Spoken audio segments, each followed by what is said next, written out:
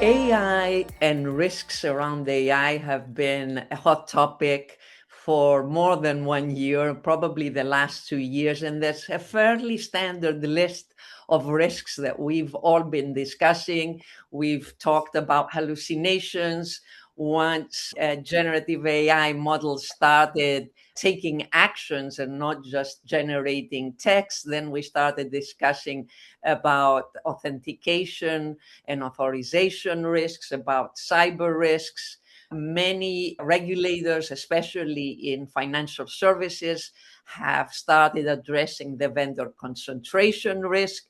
And now, with the latest restriction on the models from Anthropic, Fable 5 and Mythos 5, coming from the US government, we have realized that there's a new risk category that looks like sovereign risk with a geopolitical flavor. My guest today has spent at least the last 2 years looking deeply into agentic finance and the large scale problems that are not discussed enough. Amna, welcome. Let me introduce you and thank you for joining us today. Hi, Effie. Great to be here. Thank you for having me. For my audience, Amna Usman Chaudhry is a financial economist and the frontier technology strategist. You teach, from what I understand, at the graduate level on frontier finance and emerging technologies.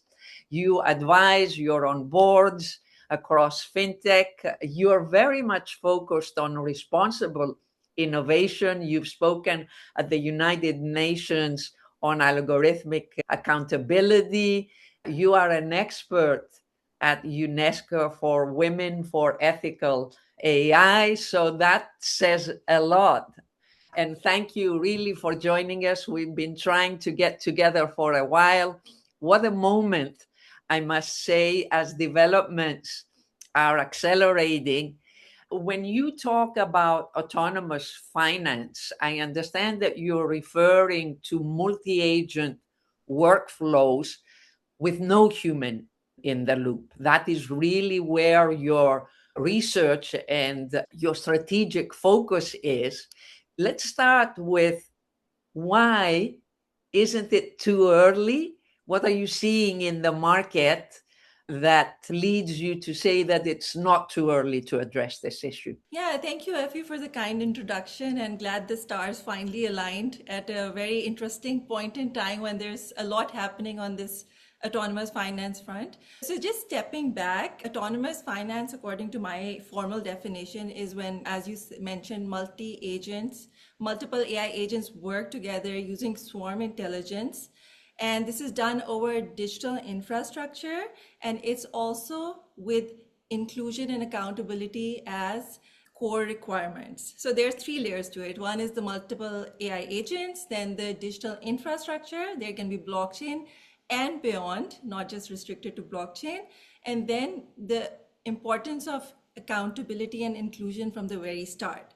So when you mention that no human in the loop, does that mean that we don't require any humans at all? That is not necessarily what autonomous finance is. So a human may set intent, it may initiate or design the permissions, the guardrails, and all of that.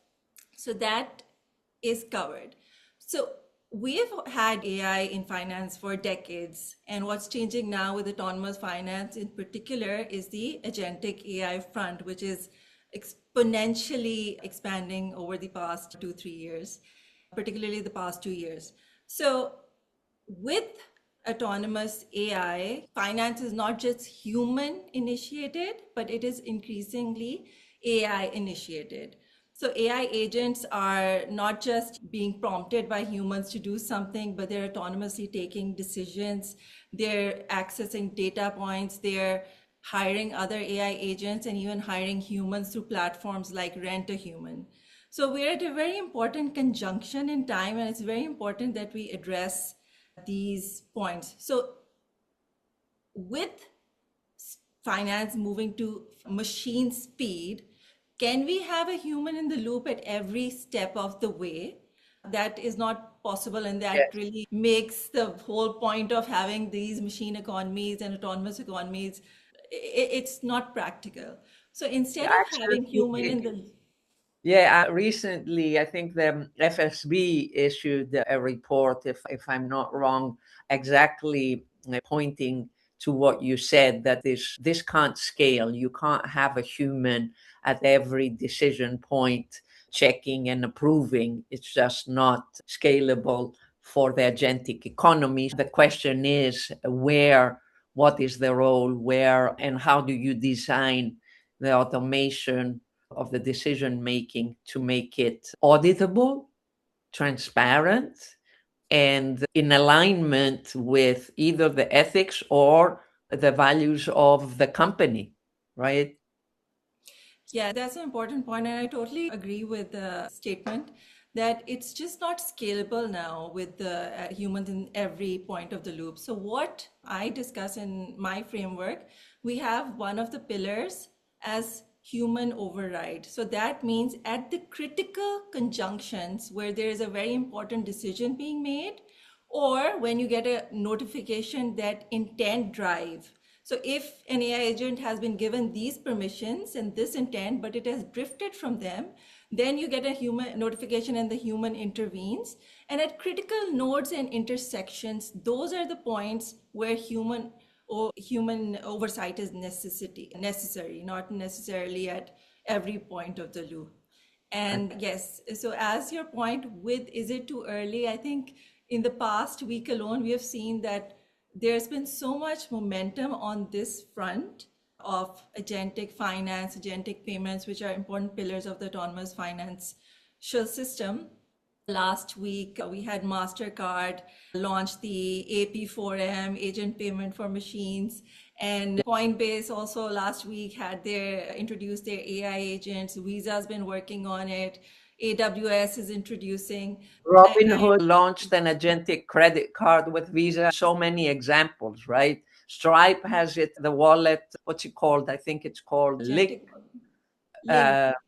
Yeah, I, I think so so. I think at this point it's easier to find the companies or the players who are not working on this instead of the ones who are actually on this front, because there's so much momentum happening at this front. So that's really exciting. Yes. I would say that, like with every innovation in the early stages, there's a lot of scattered pieces that are being built, and eventually there's going to be integrations and rebundling to make whole processes work, whether they are, you mentioned, on blockchain rails or on traditional rails. But a lot of discussion has been around KYC not being suitable anymore for the agentic world. Again, whether it's the delegate economy or it's the machine to machine economy. And the solution that everybody's talking about is KYA, know your agent. And you have taken this a step further and you claim that KYA is good, it's necessary, but not sufficient. So I want to stay at this point because it's a very unique perspective and not discussed and understood. So explain to us why KYA is not important and why you've introduced this new framework called Swarm. Know your swarm. Yes. Yes. So great point. So one thing I like your point about the delegation economy versus the machine to machine economy. When previously humans used to delegate machines and now machines are delegating between themselves, so becoming increasingly more autonomous. And for both of these, I believe KYC is still important because KYC, it's part of the know your customer human aspect of it.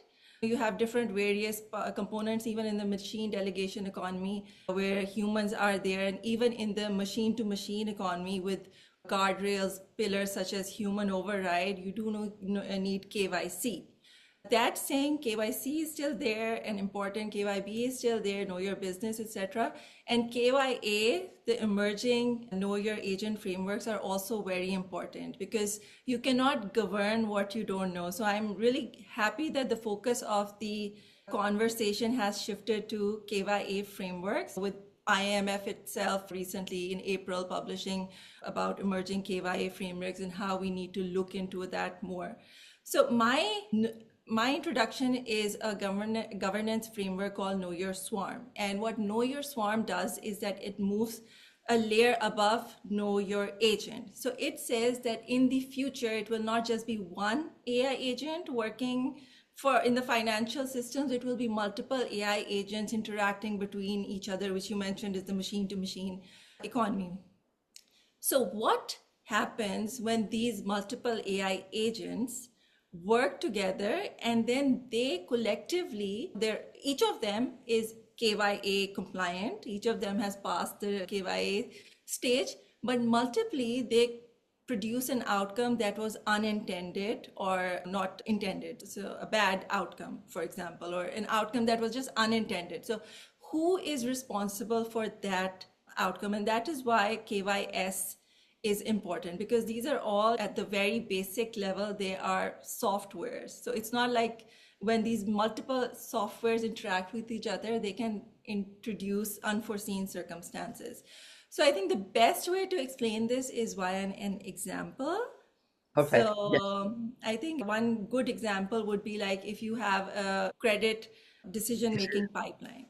And then you have one AI agent who checks the applicant's details and verification, ID, etc. Then the other AI agent checks the data of the applicant, what is the credit history, payment, income, all of this.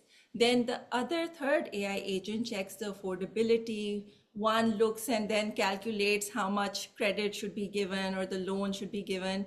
And one checks the compliance and regulations. So these are just different KYA compliant agents doing what they have been authorized to do and working according to their permissions.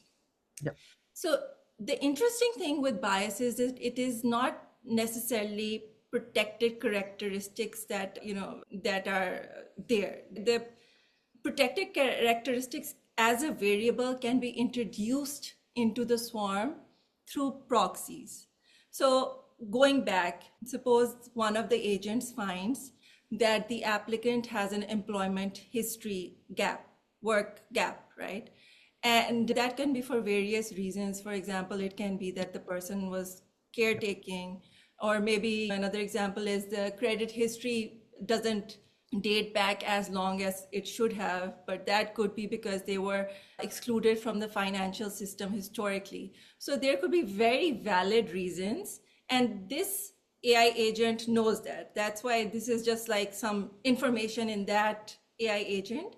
But then when the pricing agent comes and sees this, then it finds out, oh, what is this? And that it takes what is noise in the agent one as input into agent two. And then the risk agent comes and then it amplifies that. And so at the end, the outcome that is intended might be that someone who is very deserving of credit is totally denied just because of the collective outcome of the swarm. So this is the aspect that we need to look into. That is why it's very important to not just check each KYA agents, individual AI agents, but also the collective swarm. So I hope that is an interesting aspect, because it seems to me that it connects deeper to explainability and understanding how the flow of these decisions may create gaps that are amplified and result in a suboptimal decision. Yeah. And isn't that solved by feedback and learning loops? What is the KYS really measuring? How does it work in implementation? I understand that you have designed a framework with 5 pillars that really compose this know your swarm So one can evaluate at scale when you have multi-agents, any process, and see where it is. Is there a benchmark? How does this actually work? Yeah, great question, Effie. So basically, Know Your Swarm, a KYS framework, has 5 pillars, as you correctly identified. And it starts with KYA because you can't govern what you do not know. So agent identity is very important, whether you call it KYA or whatever the emerging agent identity frameworks come into, like what is this agent, what is the name, purpose, etc., all of this. So then you have authorized intent. So what is this agent intended to do? And intent drift you have to monitor, which is if the agent is intended to do this behavior, how far is its behavior drifting from that behavior? And after a certain amount, then the risk is triggered, and then the human override aspect comes.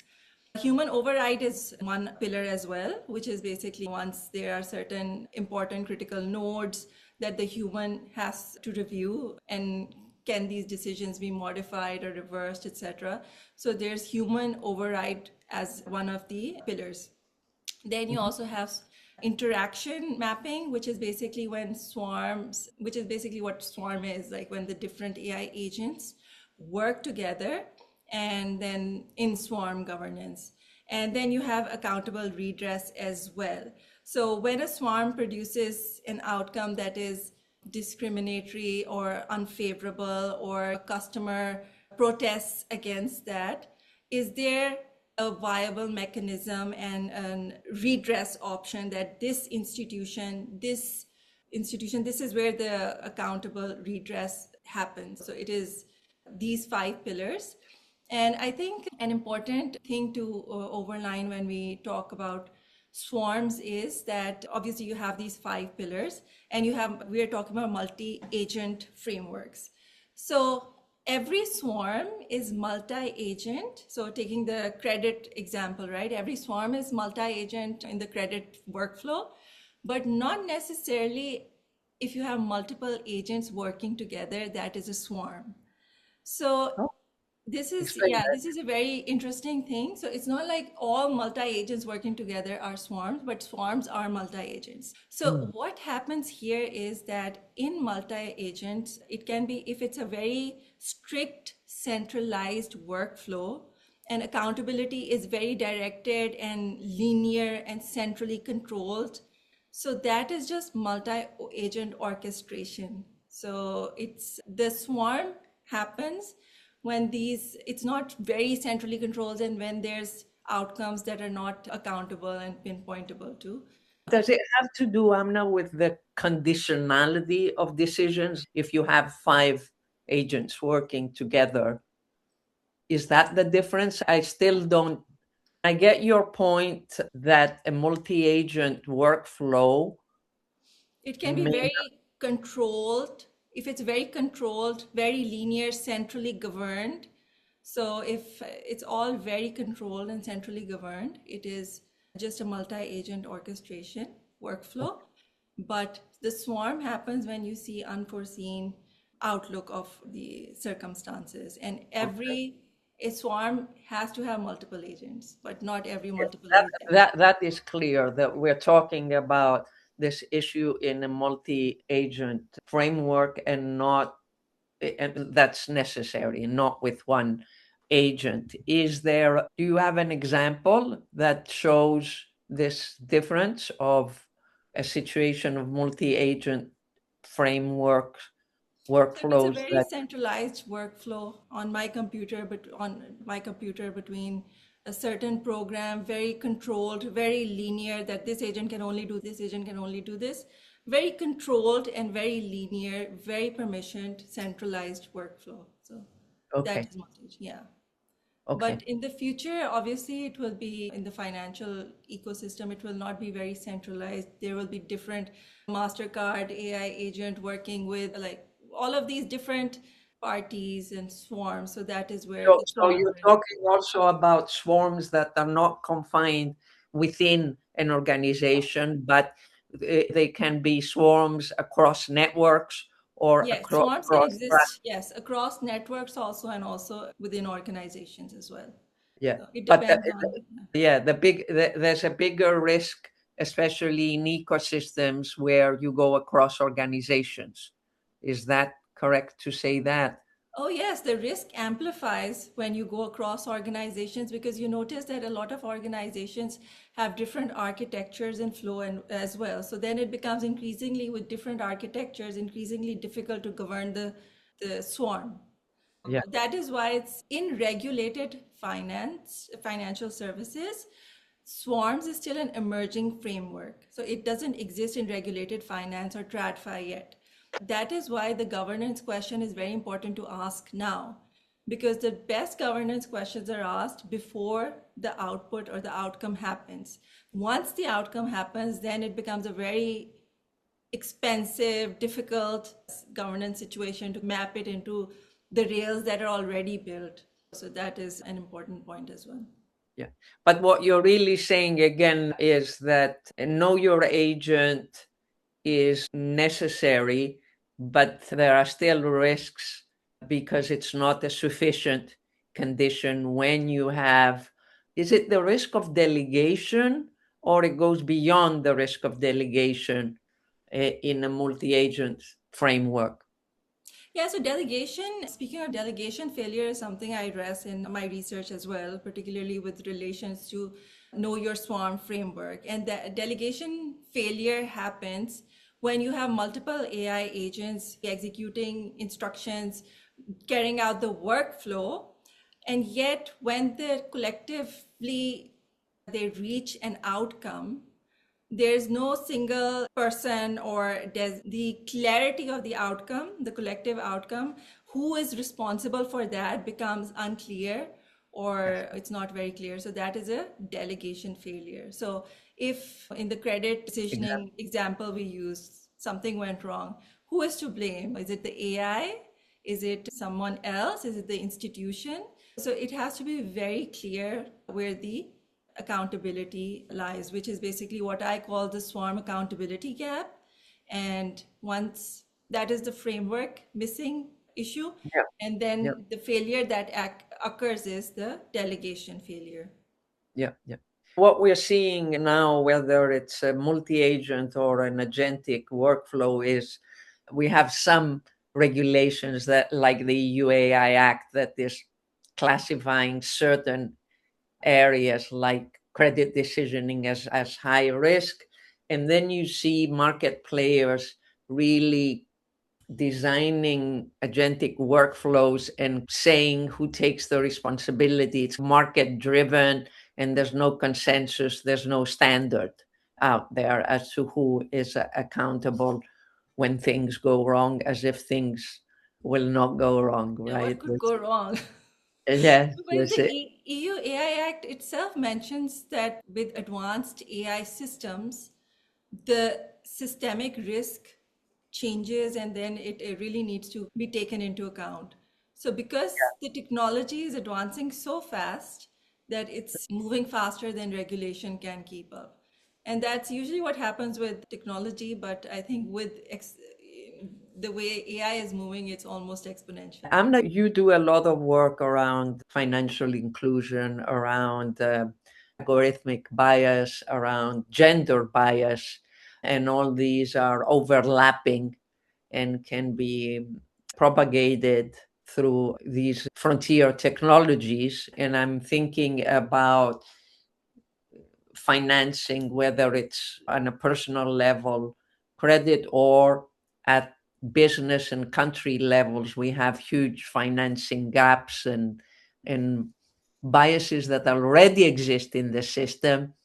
And I'd like to hear your thoughts about that, the risks from autonomous finance in terms of amplifying these risks or covering them up and making things worse. What are your thoughts here? Yeah, I think bias is almost something people take as cliche when it comes to AI that not like when I meet people, they're like, oh, bias is an afterthought. It's just something people bring up. But you and I, people who are working in this space, know how much these biases can amplify existing systems. One thing I often like to quote about and mention is that UNDP did a study, the Social Gender Norms Index, and they found that 90% of men and women hold some sort of bias against women. And then they repeated the study after 10 years and found that 90% of men and women still hold some sort of bias against women. So bias exists on a very societal level, and it is then translated into the AI and digital financial systems. And then we have to be very careful that as these autonomous financial system is taking place, is being built, that these do not translate into that. So for example, these are very real as well. If you look at the African continent, we found that there was a study done, which I quoted in my research as well, that around 37% underfunding penalty exists across 10 common crediting algorithms for women funding. And there's a 42 billion financing gap for women-led businesses as well. So these are very real, and I'm also passionate about it because I've seen how it has through various parts of my work and how it translates into the outcome that is not intended potentially. So this also exists in financially historical data sets. Historically, digital finance has these limitations because maybe the data is not complete from the global south, maybe there are certain missing. So there's weaker interpretation of that. And we need to make sure that this does not get translated. And that's where the swarm accountability gaps gets even more important, because traditionally if we are checking for bias, we look at a certain point, whether it's in a traditional finance or digital finance or AI. You can start from, for example, in AI, from a LLM or a AI model, a data set, etc. But when you have these underlying biases, even though an agent may be KYA compliant, but as we discussed in the credit financing pipeline example, when these interact together in a swarm structure, that bias can get amplified and it is very difficult to capture. So we need to make sure that there is a swarm level bias auditing, for example, on gender. So each AI agent is not just checked on whether it has a gender bias, taking gender, singling out gender, whether there is a bias in just one AI agent, but whether when these collective AI agents work together, does that translate into an unforeseen outcome? So swarm level bias testing as a collective as well. So this is one of the starting points. And again, because discrimination is often introduced not directly, but through proxies. So it's very important that we take these things into account.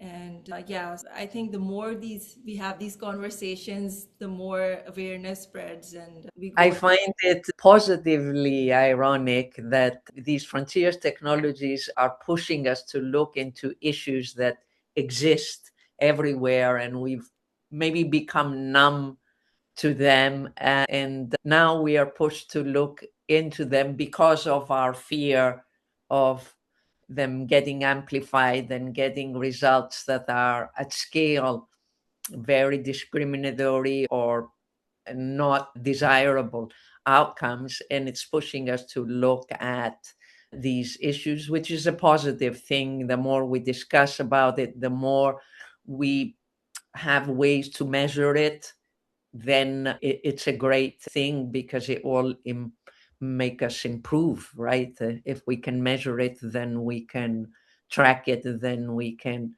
learn and adapt from it. And I would say that in closing, your line of thinking that we need to, like everybody says, shift from KYC to KYA, but then also shift to KYS from agents that looked at in a silo to swarms, and what are the risks there that we need to identify, right?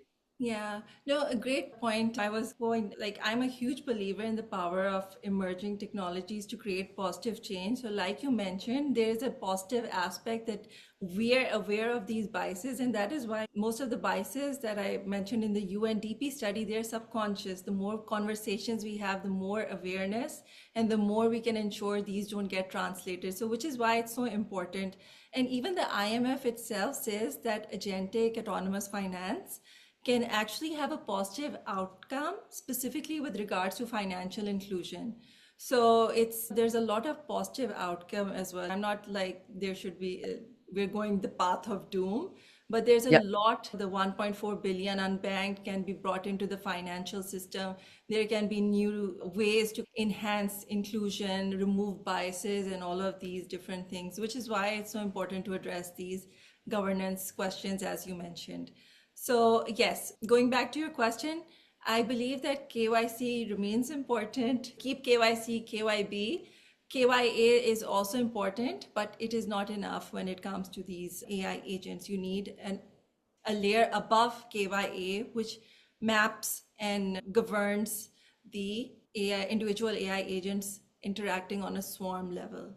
So, great. yes. Now we'll be sharing with our audience your paper for those that want to go deeper and understand this concept in more detail. And in closing, I want to thank you and ask you maybe a more personal question. What are you reading now? What are you excited, whether it's within finance or not? Yeah, so I'm usually reading two, three books at a time. So one interesting book, whether finance or not, is The Venture Law. So I'm reading that. It's about venture capital. That's quite interesting. I recently started. And another very interesting book that I picked up is Dopamine Nation, and it's mind-boggling. I picked it up out of interest, and when you start reading it, it's just shocking how technology, we're talking about autonomous finance, but the irony is that it can have very negative technology as a whole, doom scrolling, all of that, it can have a very negative connotation to it as well. So we have to make sure that we balance the good with the bad. So those are very interesting books. I definitely recommend them. Interesting books. I think that we have to make a huge effort these days to keep a balance between our digital life, which consumes our life, and being real and grounded, being in nature, being in human relationships, and not forgetting that we are not only machines, we are much more than that, because we forget about it by spending too much time on screens and with technology.